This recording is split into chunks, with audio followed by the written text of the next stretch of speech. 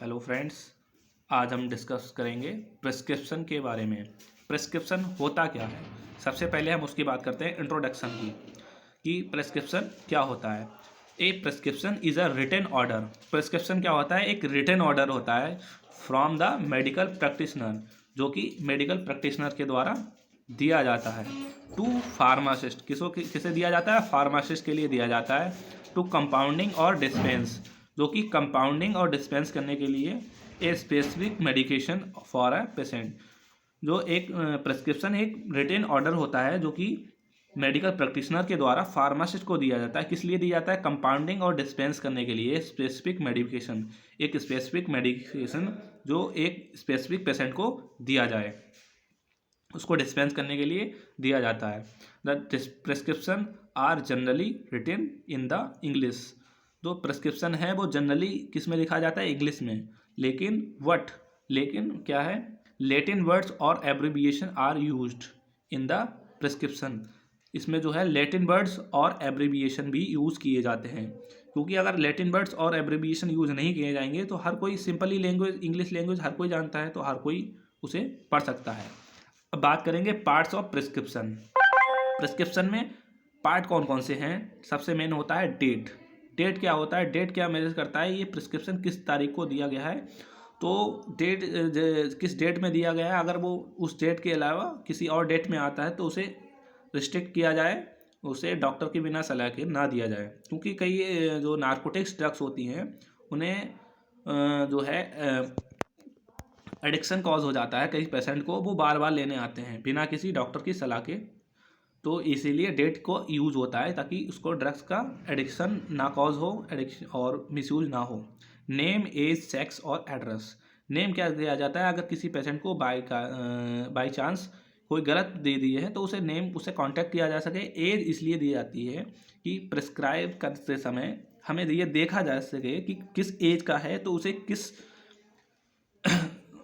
रूप में दवा दी जाए, किस फॉर्मुलेशन में दी जाए, कितनी डोज दी जाए। ये एज और सेक्स इसीलिए डाला जाता है ताकि ये डिफरेंट करता है, डिफरेंट एज के लिए डिफरेंट जो है उसे क्वांटिटी में दवा दी जाती है। एड्रेस, नेम और एड्रेस इसीलिए आपको हमने बता दिया है ताकि अगर किसी भी मिसयूज अगर हो जाता है, अगर वो गलत दवा दी जाती है तो उसे कांटेक्ट किया जा सके। Super inscription. सुपर इंस्क्रिप्शन क्या होता है? सुपर इंस्क्रिप्शन आपने जब भी देखा होगा इस प्रिस्क्रिप्शन, उसमें ये सिंबल होता है, ये सिंबल होता है। इसका मतलब होता है to be taken, to be take in, मतलब कौन सी ड्रग्स दी जाएं। ये सिंबल अगर कोई भी मेडिकल प्रैक्टिशनर देता है, यही मेन पहचान होती है कि ये मेडिकल प्रैक्टिशनर के द्वारा दिया गया है या किसी झोला छाप के द्वारा, क्योंकि ये सिंबल सिर्फ आपके पास मेडिकल प्रैक्टिशनर के पास ही मिलेगा। दूसरा है इंस्क्रिप्शन। इंस्क्रिप्शन क्या है? This is a main part of the prescription. ये एक मेन पार्ट होता है प्रिस्क्रिप्शन का।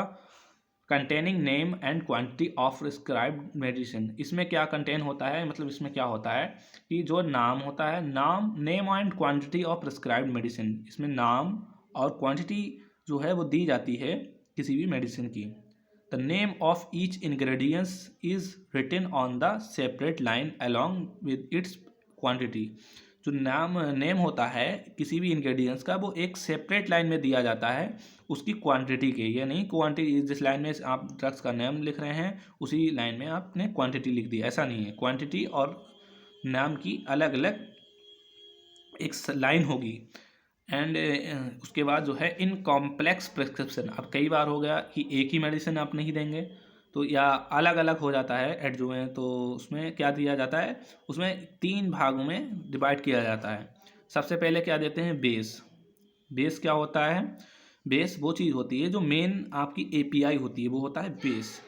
अब बेस अगर कई बार ऐसा होता है कि वो अलग होता है, उसे एडजुमेंट या किसी चीज़ की ज़रूरत होती है, तो उसमें सबसे पहले बेस लिखा होता है, उसके बाद एडजुमेंट, उसके साथ क्या एडजुमेंट दिए जाएं ताकि वो मैक्सिमाइज जो यूज कर सके, मैक्सिमाइज एक रिजल्ट दे सके। उसके बाद तीसरा होता है व्हीकल।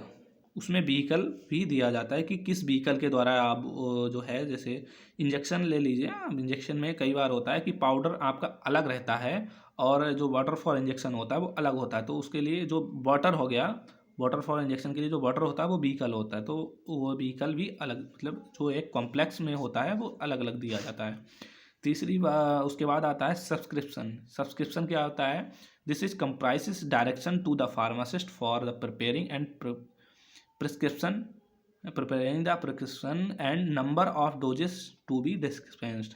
इसमें क्या होता है, इसमें सलाह दी जाती है, डायरेक्शन एक सलाह दी जाती है फार्मासिस्ट के लिए for the preparing the prescription बनाने के लिए कि कितनी नंबर ऑफ डोजेस, कितनी डोज देने हैं और कितनी जो है कितनी डोज देनी है और कितनी डोज की कितने दिनों की डोज देनी है, ये चीज़ दी होती है सब्सक्रिप्शन में।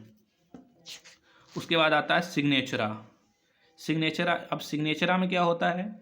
It is usually written as sig, इसमें SIG, ये SIG का सिंबल बना होता है सिग्नेचरा में, ये मेन सिंबल होता है ऑन द प्रिस्क्रिप्शन, ये जहाँ पे लिखा होता है, तो सिग्नेचरा फुल नहीं लिखा जाता है, शॉर्ट में SIG लिख देते हैं। तो इसमें क्या कंटेंट होता है? This is consist of direction to be given of the patient regarding administration. इसमें डायरेक्शन होती है कि जो टैबलेट दी है या इंजेक्शन दिया है तो वो किस मोड से दिया जाए। टैबलेट तो है, जैसे सबलिंगुअल होगी तो वो सबलिंगुअल दी जाएगी, और जैसे इंजेक्शन है तो इंजेक्शन में IV है, IM है और सबकुटेनियस है, किस रूट से दी जाए, एडमिनिस्ट्रेशन का रूट्स दिया जाता है सिग्नेचरा में। उसके बाद आता है रिन्यूअल इंस्ट्रक्शन, कि अगर आप एक बार दवा ले गए हैं, जो भी ड्रग्स ले गए हैं, वो अगर दोबारा कौन सी देनी है, सारी देनी है या क्या है, तो उसमें रिन्यूअल इंस्ट्रक्शन में आपको दिया जाता है। जो भी आपने आगे प्रिस्क्रिप्शन देखा होगा, नॉर्मली सभी ने देखा होगा, उसमें ये सब चीज़ें होती हैं। सबसे लास्ट आता है signature, address and mobile number of prescriber. Signature, address and mobile number of prescriber, ये क्यों होता है?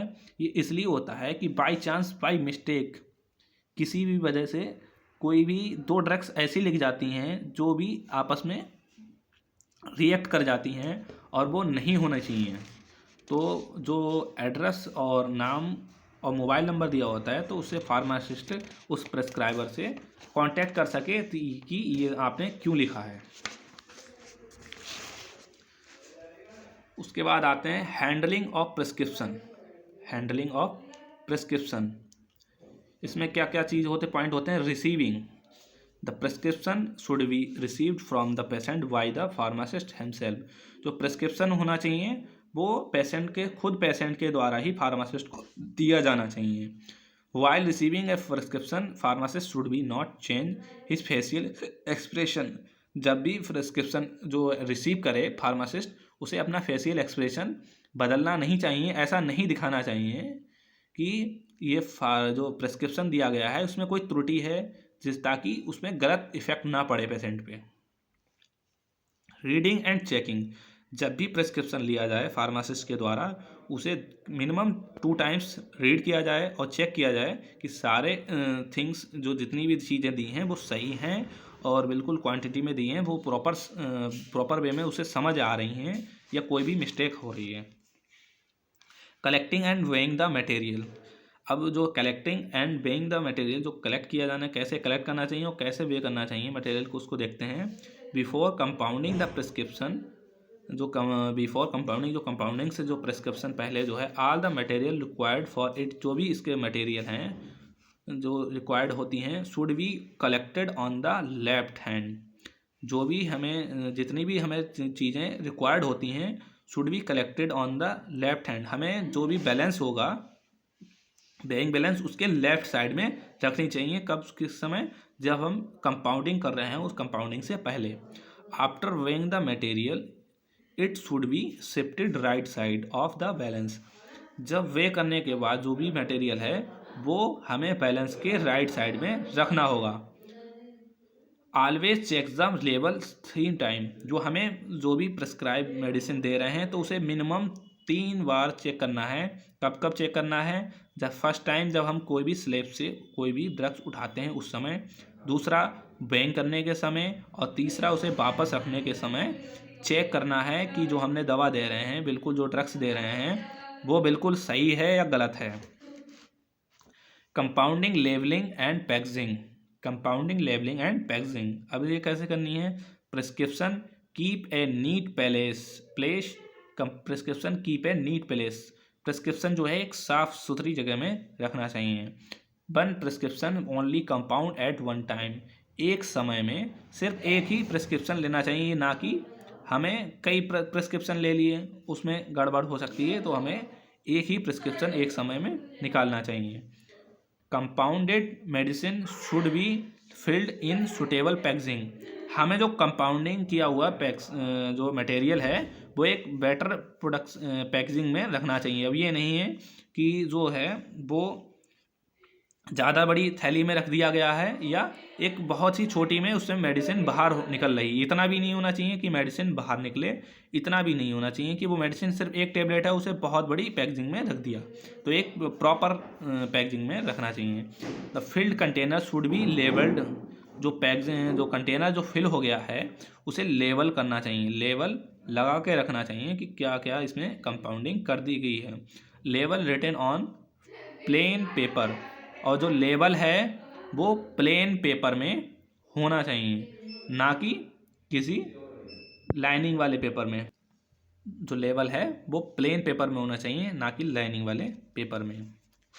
अब जो बात करते हैं modern method of prescribing dispensing, जो मॉडर्न टाइम में जो कैसे क्या डिस्पेंस किया जाता है, प्रिस्क्रिप्शन सब वही होता है, बस ये है कि आपका डिस्पेंस करने का जो मॉडर्न फॉर्मुलेशन है वो बदल गया है, क्योंकि पहले के ज़माने में सारी ड्रग्स अलग अलग होती थी, वो कंपाउंड नहीं होती थी।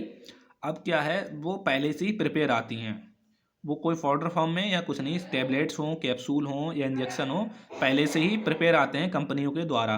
Nowadays the majority of the drugs are available in the market as readymade formulation, मतलब जो है वो रेडीमेड आती हैं, कोई बनाने की ज़रूरत नहीं होती, कंपाउंडिंग करने की ज़रूरत नहीं, वो तो कंपाउंडिंग पहले से ही होती हैं, उन्हें कंपाउंडिंग करने की ज़रूरत नहीं होती है। The drugs should be prescribed by the it's official name, not bye it's proprietary और ट्रेड नेम। अब तो ड्रग्स होनी चाहिए शुड बी प्रेस्क्राइब्ड, वो कैसे प्रेस्क्राइब करनी चाहिए, जो उसका जो ऑफिशियल नेम होता है, जैसे कि सिट्रीजिन, कोई भी आप लेते हैं, जैसे कोई भी ड्रग्स है उसमें एबिल होता है, उसका ट्रेड नेम होता है एबिल, लेकिन उसमें वो क्या होता है सिट्रीजिन, तो आप एबिल ना कह के सिट्रीजिन बोलिए, क्योंकि अगर आप एबिल नहीं तो कोई और टेबलेट होगी जिसमें सिट्रीजिन होगी, तो आप सीधा सिट्रीजिन प्रिस्क्राइब करिए ताकि उन्हें कन्फ्यूज़न ना हो। अब इसकी डिसएडवांटेज देखते हैं कि मॉडर्न टाइम की, it is cheaper to prescriber the drugs by the official name. अब ये जो है चीप होती है, मतलब सस्ती होती है, अगर आप ऑफिशियल नेम से लेंगे तो ये सस्ती पड़ेगी, आप ट्रेड के नेम से लेंगे तो ये आपको महंगी पड़ती है, ये आपका एक डिसएडवांटेज होता है न्यूअर में। पहले में क्या होता था, वो एक ही रेट में वो मिलती थी, चाहे आप किसी भी नेम से लें। It becomes difficult for pharmacist to dispense substitute of drugs which is available in stock. अब क्या होता है, अगर बाई चांस कोई भी स्टॉक में आ गया है तो उसे डिस्पेंस करने में प्रॉब्लम आती हैं। अब बात करते हैं इसकी एडवांटेज के बारे में। एडवांटेज क्या होती हैं मॉडर्न की, जो मॉडर्न मेथड्स ऑफ प्रिस्क्राइबिंग है उसकी एडवांटेज क्या है, it is easy to remember proprietary, जो उसका एक ईजी तो होता है रिमेंबर, यानी कि याद रखना है, जो ईजी होता है रिमेंबर का, जो प्रोप्राइटर होता है कि जैसे सिप्ला या कैडिला, ये जो प्रोप्राइटर नेम होते हैं इनका आसान ही होता है कि ये सिट्रीजिन जो है सिप्ला कंपनी की है या किस कंपनी की, मैनकाइंड की है, कैडिला की ही, ये आसान होता है क्योंकि ये जो है बिल्कुल मिलता जुलता नाम होता है, लगभग मिलता होता है। उसके बाद it is easy to communicate to the patient, ये अब बातचीत करने में आसानी होती है। पहले के ज़माने में होते थे कुछ केमिकल नेम ऐसे होते हैं जो डिफ़िकल्ट होते हैं कम्युनिकेशन में, तो उन्हें प्रोप्राइटरी नेम से कम्युनिकेट करने में आसानी होती है। तो और क्या है, अगला क्या है, continuity can be maintained by the prescribing the same proprietary name and every time. तीसरी चीज़ इसमें क्या होती है, ये कंटिन्यूसली कर सकते हैं कि एक ही प्रोप्राइटर की हम ड्रग्स कंटिन्यूसली चला सकें। अब पहले के ज़माने में पाउडर हुआ करते थे, उसमें कोई भी प्रोप्राइटर नेम नहीं होता था, तो उसमें नहीं पता चलता था कि ये किस प्रोप्राइटर की है। तो उससे कभी आप किसी कंपनी के ले जाते थे, कभी आप किसी कंपनी के ले जाते थे, ये मेंटेन नहीं हो पाता था। अब ऐसा हो सकता है क्योंकि उसमें हर मेडिसिन पे उसमें नाम लिखा होता है कि किस प्रोप्राइटर की है, तो उसे डिस्पेंस प्रोप्राइटर नेम जो है एक कंटिन्यूसली एक ही रह सकता है। The bioavailability can be changed with the change of the adjuvant used in drugs formulation manufactured by different। अब क्या होता है, बायोअवेलेबिलिटी कैन बी चेंज। अब बायोअवेलेबिलिटी चेंज हो सकती है with the change of adjuvant. जब भी हम एडजुवेंट जो है बदलेंगे, यूज करेंगे, जो यूज एडजुवेंट है जैसे ही हम बदलेंगे अलग अलग फार्मूलेशन में, वो उसकी बायोअवेलेबिलिटी अलग अलग हो जाती है। जैसे कि सिप्ला कंपनी है, वो कोई और सा एडजुवेंट यूज़ कर रहा है तो उसकी बायो अवेलेबिलिटी अलग रहती है। और कई जो मैनकाइंड या कोई सी आप अदर कंपनी दे सकते हैं, रैनबैक्सी, तो उसमें जो एडजुवेंट अलग होता है तो उसकी बायो अवेलेबिलिटी अलग रहती है। अब बात करते हैं care required in dispensing prescription. क्या हमें केयर रखनी चाहिए कि जब हम प्रिस्क्रिप्शन निकालते हैं। Always keep the prescription before compounding. Always जो भी पेशेंट है उसे अपना प्रिस्क्रिप्शन अपने पास ही रखना चाहिए, ना कि डॉक्टर के ऊपर रख देना चाहिए। जब तक वो अपना दूसरा निकाल रहा है जब तक आपका बारी ना आए, आप अपना प्रिस्क्रिप्शन अपने पास ही रखें। Always check the balance before weighing. हमें हमेशा बैलेंस चेक कर लेना है कि वो बैलेंस सही तो है, कभी मिस तो यूज नहीं है या कोई गलत मीजर तो नहीं कर रहा है, कभी ऊपर नीचे तो मीजर नहीं हो रहा है। तो उसे हमेशा मीजर करने से पहले चेक करना चाहिए कि वेइंग जो है, जो हमारा बैलेंस है, वेइंग बैलेंस वो सही है, प्रॉपर है या नहीं। Replace the container of drug after weighing.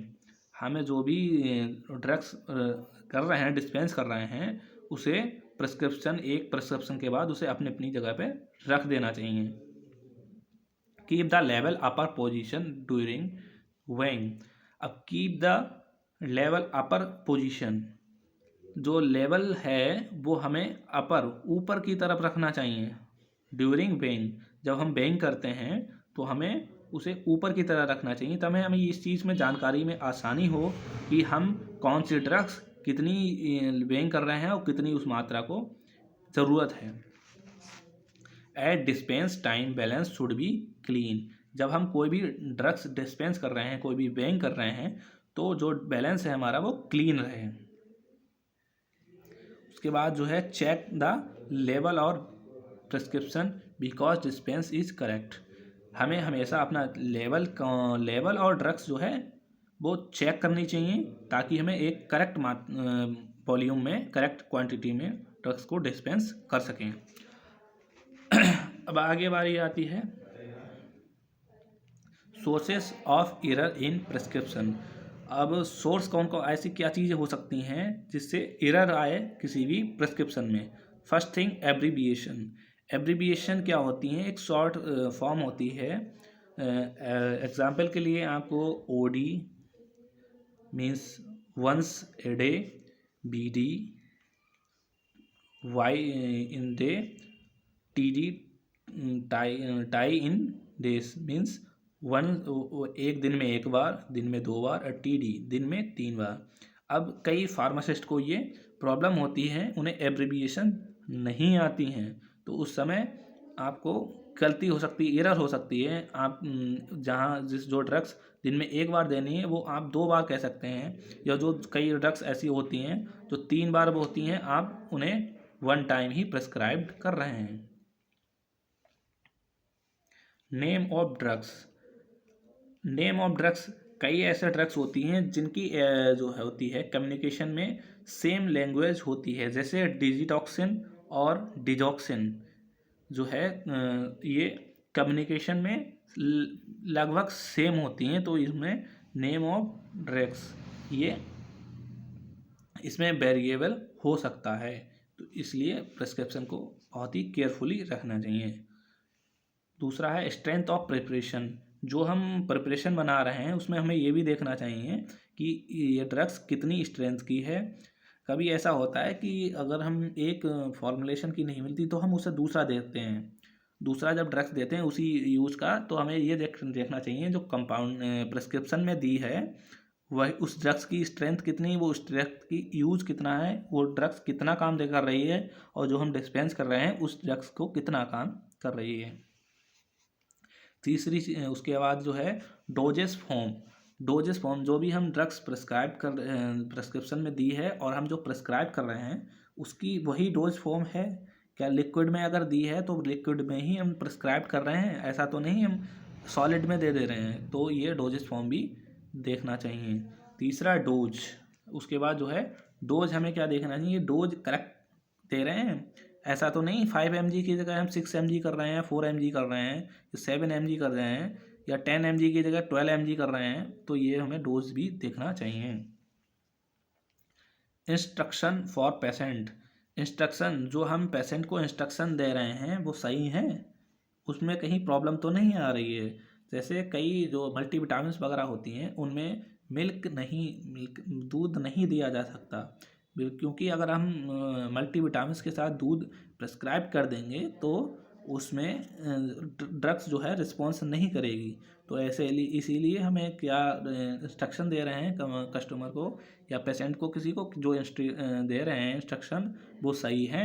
ये भी एक आता है सोर्स है एरर का।